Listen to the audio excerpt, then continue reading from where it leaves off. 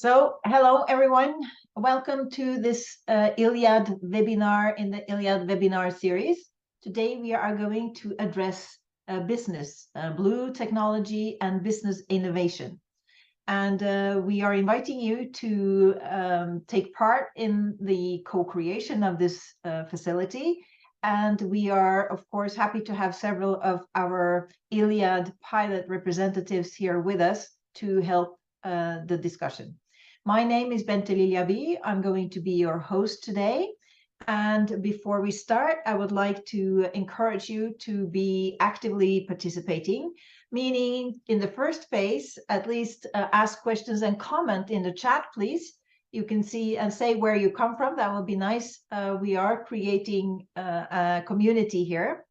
This webinar will be recorded as usual and made available on the Iliad Academy webpage, on the Iliad webpage, and also elsewhere. The presentations will be, today we have only one presentation, but that will be made also available for you. Actually, we have two presentations.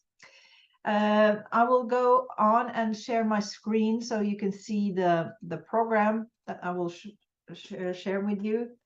So, and the title of our webinar is the Blue Technology and Business Innovation Facility. What is it and how can it help you? That is what we are going to discuss today. My name is Bente Lilja. As I told you, I have a background from Earth observations and data management in general. I have been a research director at the Norwegian Mapping Authority and been also director of a European sea level service and engaged in tsunami early warning. So just to let you know a little bit about my ocean-related background. The program today is very short, but hopefully very interactive with you in the audience. First, I will introduce Iliad to you, remind us in Iliad what it is, and with a specific focus on the business aspect this time. And then Sofia will talk about the Digital Blue Technology and Business Innovation Facility, introduce the topic, give a little bit of context, etc. And then we have a discussion.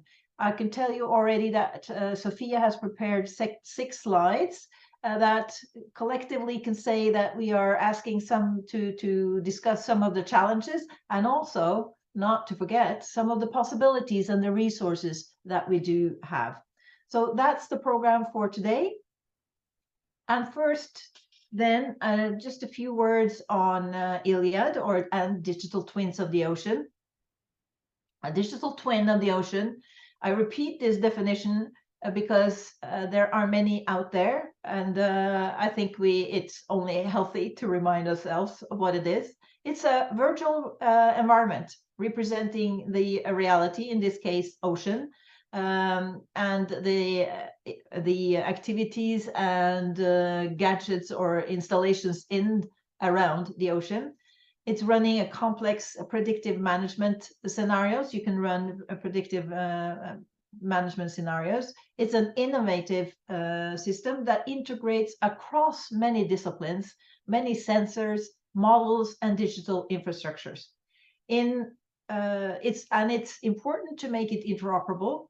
It is very data intensive, and we like to think, and we aim to be cost efficient.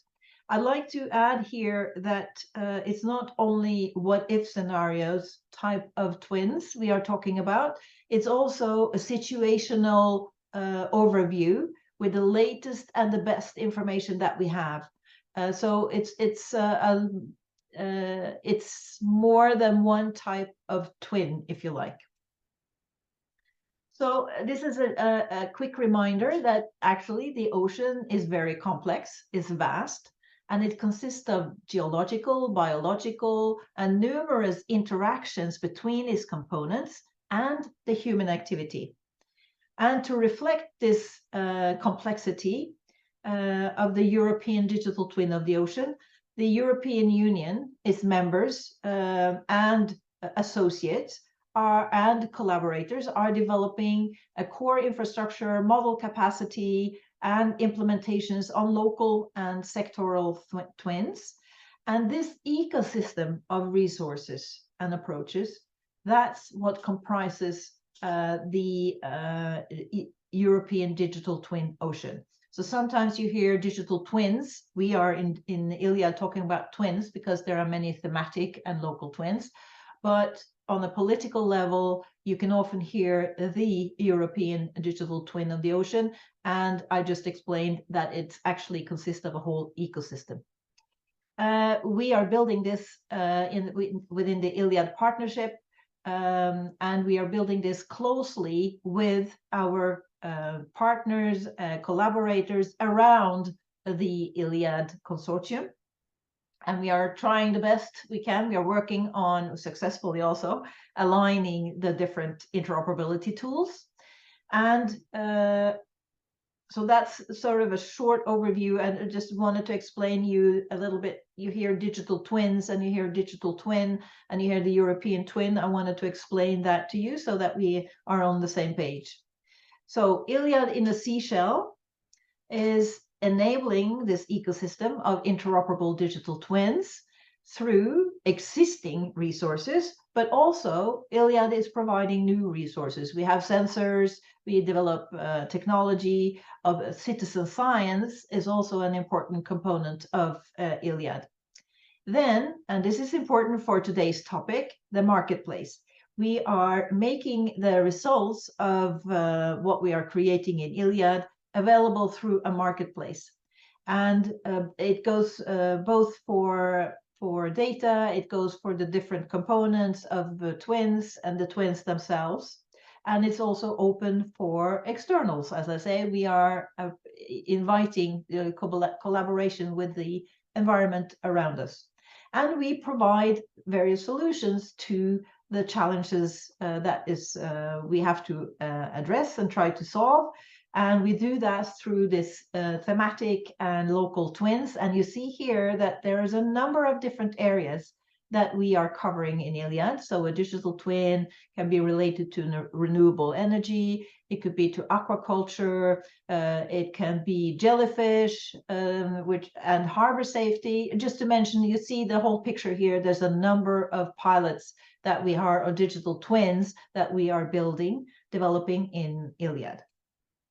Now, Iliad is an innovation action, and we want to support the sustainability of the solutions that we are creating. And for that, we have a so-called activities that we call impact generating activities. And you can see here that we have a marketplace, the Blue Technology and Business Facility, Innovation Facility is part of it. A policy impact facility. Policy is also important to digital growth, and all of this, and the Iliad Academy, of course, where we gather all the capacity development material that we create. So this is now we are in this webinar, we are focusing on the Blue Technology and Business Innovation Facility. And I wanted to show you this so that you see in which context it is with respect to the other types of activity that we do in order to build digital twins of the ocean. I'll skip this. Just a recap, Iliad is an innovation action. Collectively, we are going to spend around 19 million euros, so it's a huge investment. We are 56 partners. We are representing Europe, but not only. We have also Africa and the Middle East covered in Iliad. So it's really an international project. And with that, we would like to introduce to you Sofia Parsadanyan, who will give us the next presentation. She will introduce us to the topic of the day. She is a project manager at the American University of Armenia, more specifically at the Entrepreneurship and Product Innovation Center. She has extensive experience in technology transfer earlier in many different roles. And she has designed and launched an automatic service for getting information about more than 150 available resources for business development of small and medium-sized enterprises. And it has also been successful, been used by more than 2,000 entities. So we are very happy that we are having you here, Sofia, and I would like to give you the floor to introduce the topic of today. Hello, Bente. Hello, colleagues. Please give me a few seconds. I will share my screen for you to see the presentation.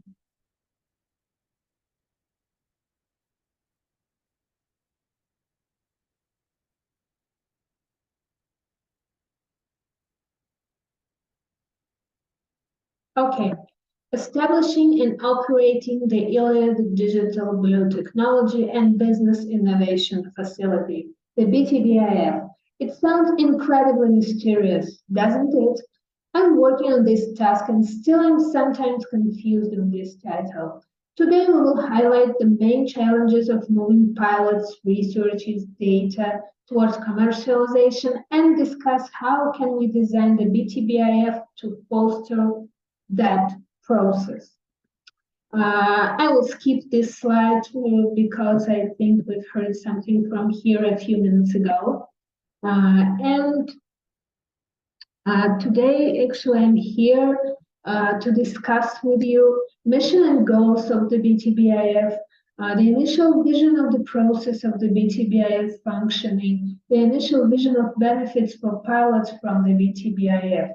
I would like very much to emphasize that like my personal goal in this meeting, about this meeting,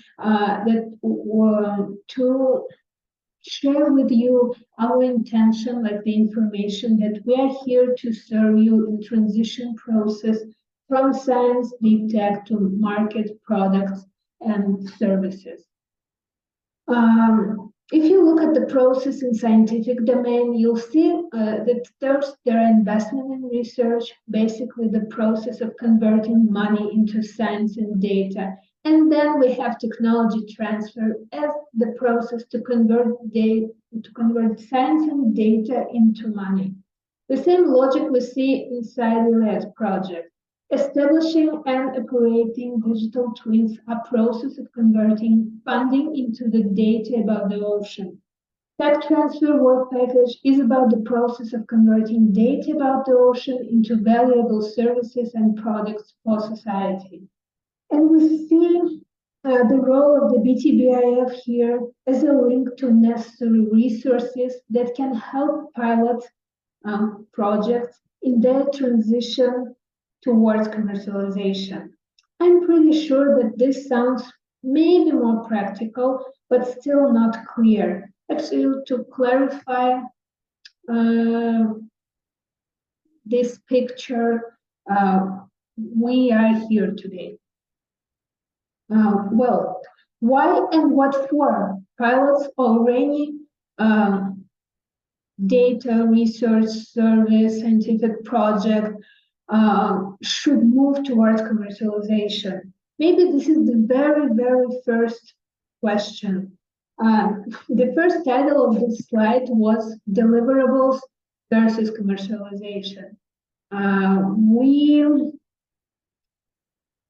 You may see a nice woman on this picture. At the same time, you may see a saxophonist. Depends on context. What is figure and what is background? Today, the project may have funding and you may feel that there is no need for doing anything but working on scientific and technical details. But tomorrow you may have a saxophonist in front of you instead of a nice woman. We believe that sustainability for every project is crucial and is crucial for the whole green and blue agenda. Our initial vision of the BTBIF mission is bringing together resources and tools to commercialize data, products, and services in circular and digital blue economy.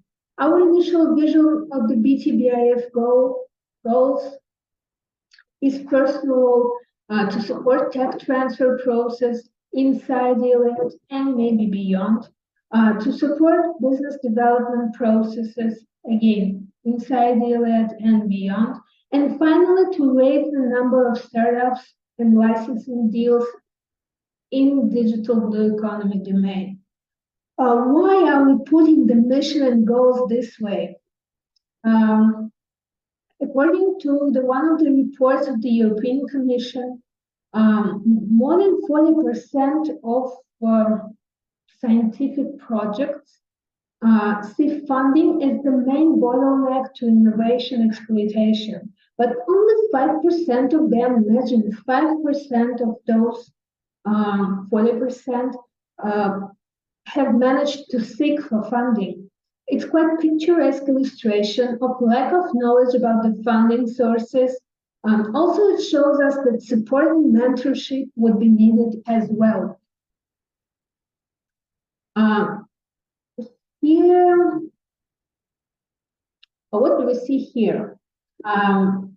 Tech transfer basically is a service embedded in almost every research institution. We realize that we don't want to reinvent another bicycle, but we can support the process by providing the project owners and even their colleagues from tech transfer departments with the information about all types of available resources for tech transfer, for project development. So our assumption was that there is a certain number of different available resources for pilots and other innovations in blue economy domain in Europe. And since we've started working on confirming this assumption, or maybe, confirming this assumption, we started doing a survey. Actually, do we have really those resources we've mentioned and you just see in this slide? Because as resources, we consider to be resources of investment, of funding, resources of different types of services. Like, you know, every project needs to think about the intellectual property, about the kind of legal services they need, agreements, something like this, about trainings, incubation, acceleration. So we started actually mapping them. And what do we see here? We see various names of organizations and projects that can be valuable for blue tech project development. Some of them, you can see that some of them are maybe more visible. Well, Horizon claims to devote 35% of the budget to support climate-related actions, supporting the transition of maritime industries to climate neutrality. If we remember the budget of Horizon, 35% of 95 billion is quite an attractive source of funding, actually. A European Investment Fund provided 23 venture capital funds with funding to support early stage projects, startups in blue economy domain in 2022-2026. I would say a few words about venture capital here. Well, what is venture capital? This is maybe the most risky guys in the market of capital. The venture can be based on totally new idea, new way of doing something, attempting something no one else has done before. Maybe this is one of the description of digital twins. So these resources, projects, we've seen at the previous slide, actually, they can be divided in certain levels. They can just be grouped. We see that we have like private resources, country level of resources, European level of resources, and even global level of resources, just because the ocean is something really global. here we see actually the standard process of technology transfer. And we believe that the resources mentioned, they can be used, same resources, I mean the BTBIF, it can be useful in each stage of the process. I will again repeat that we see BTBIF as a link, as a place, as a one source of information about those various resources we've just started mapping here, because the information about those support services, actually it's open, but you haven't, now you haven't, at this moment, you haven't like one source of information about other sources of information and services. So we see the main value of the BTBIF is to be a single source of information for blue tech projects, just not to waste time doing a Google search or maybe asking ChatGPT to find and link to all those support services. Actually, this standard process of tech transfer was put in the whole logic of the Iliad project as well. We see work package and tech transfer in business development.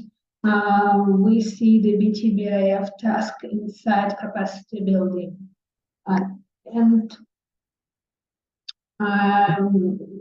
here is actually the whole idea actually of the first part of this presentation was an attempt to, I hope, a successful attempt to convince you that the commercialization is not a separate component from the project. And this is not something that you should think only when you have, I don't know, minimum viable products or any deals or any sales or something like this. But this is a way to make project live long and prosper from the very beginning of the project. Because this thing of commercializing, actually this is about thinking and considering your end users, potential end users and clients. Just imagine them, communicate with them, for having extra information, for making even technical decisions in the very early stage of the project. So I hope that a few arguments seemed reasonable to you, and I suggest to have a little discussion about this and ready to answer your questions. So even if I may share my screen, that will be even better for you to understand the level of visualization we succeeded to reach using photogrammetrical method of capturing the images of the port or the area, so we can capture the not only the surface level of the water, but also under the water. So so you have bathymetry data? Do you have bathymetry data? Is that what you're saying? Not only, but we have. Let me show you the things.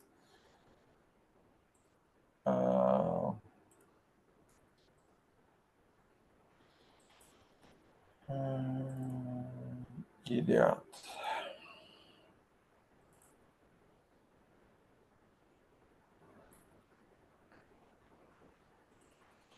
So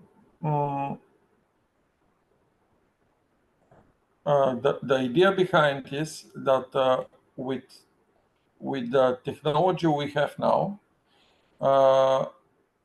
you can see this is what we succeeded to reach for the harbor of Varna. And you can see how detailed is the whole image. Can you see the movie? Even with tagging, huh? Yes. But okay, this is the funny part, but the interesting part is that you can see underwater objects as well. Yeah. So it's semi-opaque, or yeah. Yeah, and this is what the pilot will give option to our partners, because we are partners, to implement their ports with such high level of details. And also the harbor authorities, when they put the glasses, what we created as pilot project, they can see like in reality. So if there is a thick mist, they just put the glasses and they see the port without the mist, with that level of details. But what is the interesting part here is that we can interface all the pilots across the Iliad. For example, if there is information about the jellyfish, we can visualize the jellyfish as a spot with plenty of jellyfish fishes. And if there is oil spill, we can also visualize. As long as we receive the data, then we can implement as visual object inside. So this is something we can give to all of us as achievement. Yeah. So are you streaming data also? So what's the time resolution here? I mean, how close to real time, near real time? How is So the idea behind of our pilot was to make a full capturing of the harbor area, because when the vessel is sailing with the thick mist, so there is no image in front of the captain on board, and that's why we give this as augmented reality, as additional information into the eyes in order to clear the mist. But if we speak in real time, because the harbor, the virtual harbor, the twin of the harbor is already created. But in real time, we can stream inside of the environment. And if you send me in real time spot with jellyfishes or spot with the oil spill, then in real time we'll visualize. Yes. Yeah. So that means that the stream handler that we are developing as part of the overall Iliad infrastructure or framework, that would be something you could contribute to developing then, if you have a stream handler already. I assume you have. If you Yes. already can ingest real-time data into this model. Yes, we can. And for example, because the another partner into Iliad is Varna port infrastructure. In Yes. real time, they transmit the data for the wind, for the current. Yes. And in real time, we get that data and visualize in front of the eyes in real time. Yes, inside of this digital twin. So you, if I recollect correctly, you had glasses that Yes. That's sort of the entry point for the user. Yes. But the beauty here is that we have not only glasses, but we have, because okay, glasses are something individual for the person. Yeah. But for the purpose of the auditorium of the plenty people, we have also transparent screen. So if we put the transparent screen in front of the plaintiff people, they can see from one side and another side of the screen. Oh. Yeah.